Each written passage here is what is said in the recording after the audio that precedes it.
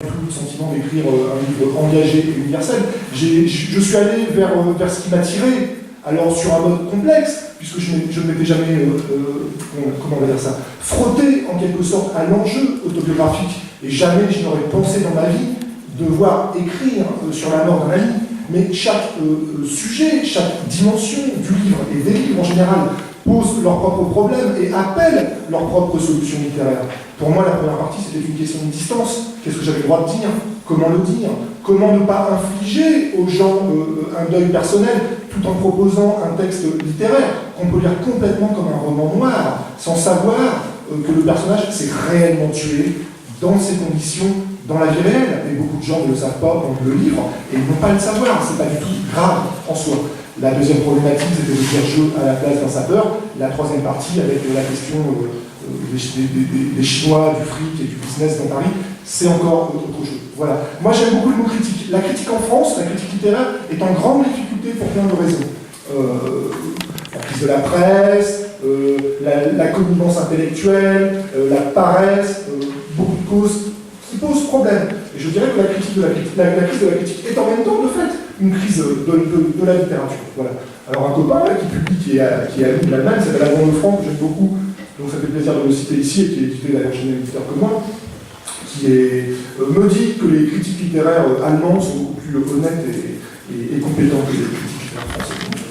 J'espère que c'est vrai, c'est une bonne nouvelle. Voilà. W9, le professionnel. TMC, Dracula chez les bonnes sœurs. NT1, Mangatak, la revanche des insectes bridés. Énergie, Elite Model Look 2012. France 4, le boucher. Direct 17, vie du jet-setter serial killer Thierry Paulin.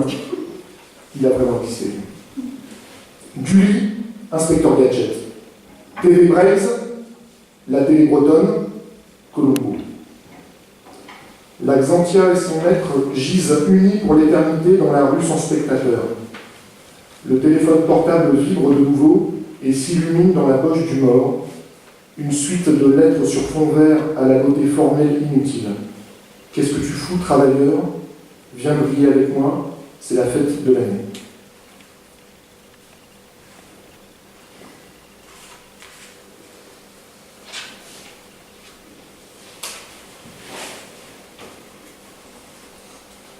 Mardi 30 avril, 18h43. Il erre dans les rues d'Enghien-les-Bains. Le soleil brûle chaque chose.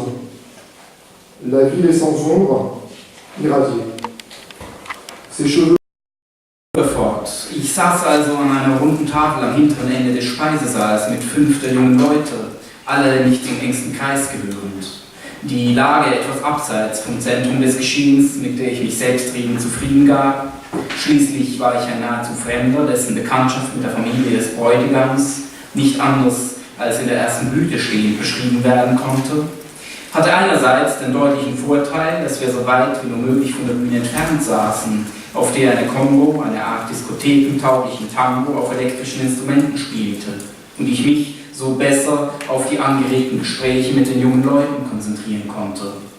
Andererseits war ich doch gar weit ab vom Geschehen, als Pipa vor dem Auftragen des Desserts ein Pistazien-Semifredo mit Bitterorangenröster, zu dem ein gehaltvoller Sautern gereicht wurde, sich ein Herz fasste, die Bühne erklomm und aufs Trefflichste mit den Kastanien rasselte, so dass bereits nach 2, 3 Zeilen eine andächtige Stille die Festgesellschaft erfasste und ich lauter ergriffene Gesichter um mich herum erblickte.